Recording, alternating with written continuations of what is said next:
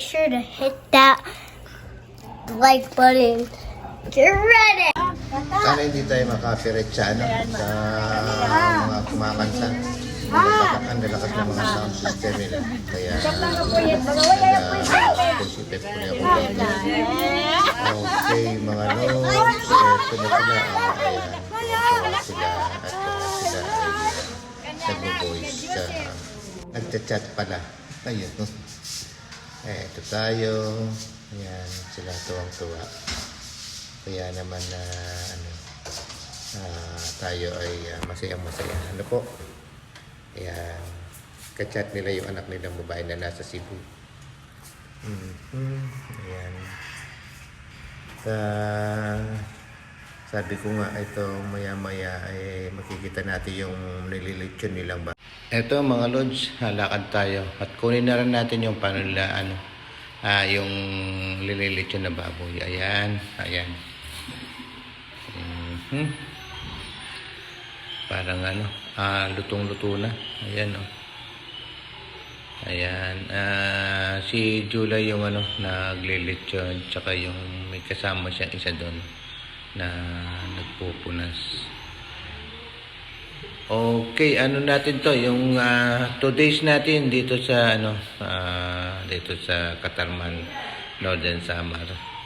Ayan.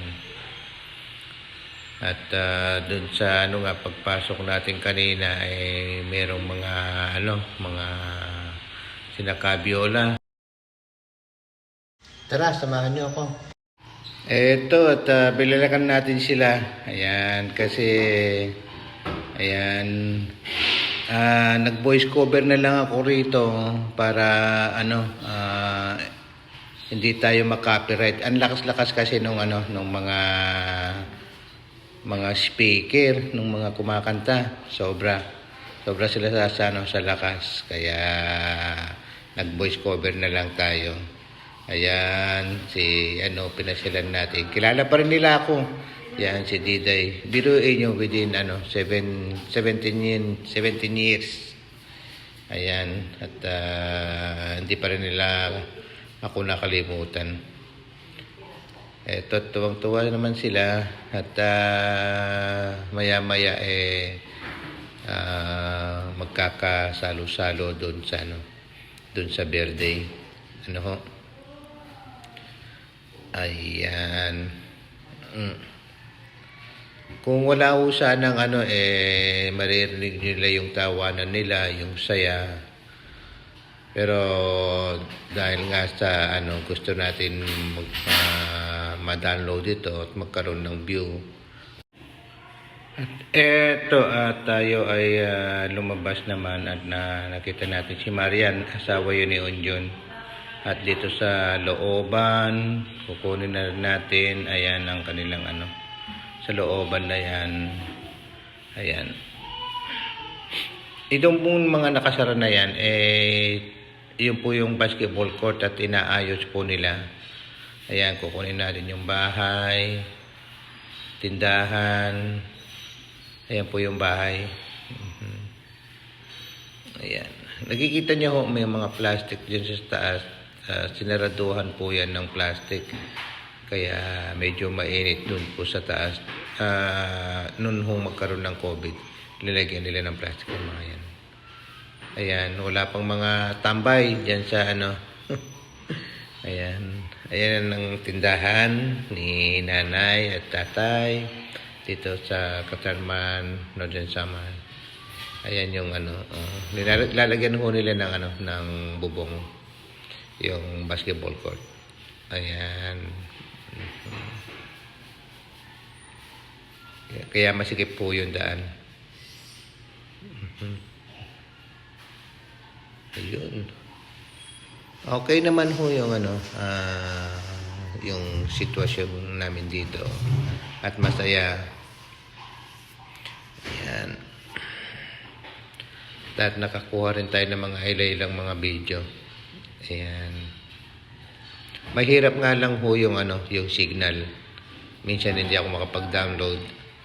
Minsan nagmamadali ako sa pag-download, halos hindi ko na sila, bang tawag dito, matapos-tapos, kaya madalian. Parang walang ending, bigla na lang tapos. Ganun mo yun. Kaya eto tayo ngayon at kumukuha muna ng mga ilan-ilan.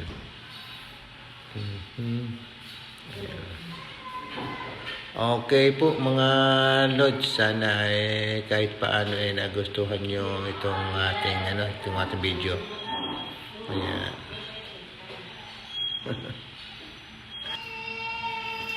Ayan, maya-maya papasok na tayo sa loob. At medyo tinatawag na rin tayo at mag-aalmusal na. Yung dati lang bombahan, no? Buhay na buhay pa. Ayan. Ayan. Ayan tayo. Ayan, pasok na tayo sa loob muna. Kumuha lang ho tayo ng mga video sa labas at kung ano yung itsura ng bahay na noong before 17 years and after. Ito mga idol, nag-aano pa sila hanggang ngayon, hindi pa sila natatapos.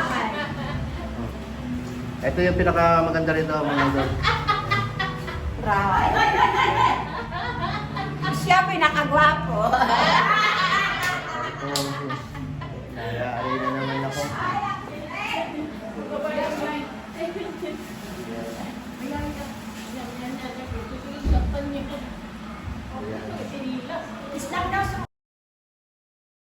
Ito, pasok tayo dito at kuha naman tayo ng sa may tindahan sa loob para makita nyo lahat hanggang dun sa sa taas. Ayan na yung tindahan sa loob. Ayan, nandiyan si tatay, siya yung gwardiya.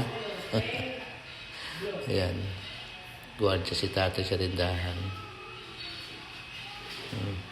Ayun si ano pangalan nun? John Lee. Ayan. Si tatay may sinasabi. Ayun si nanay. Uy, kahusay man ni nanay. Ayan, punta tayo doon sa taas at nandun yata si si Naunjun tsaka yung anak niya. Pangalan. Ayan, nalimutan ko yung pangalan. Ayun, kumakanta si si Jobert. Ayan. Inano natin kasi makaka-copyright nga tayo. Kaya binoise natin. Binoise effect natin siya. Ayan. Hindi natin to masasayang siya. Hindi natin siya magagamit, kumbaga. Ayan.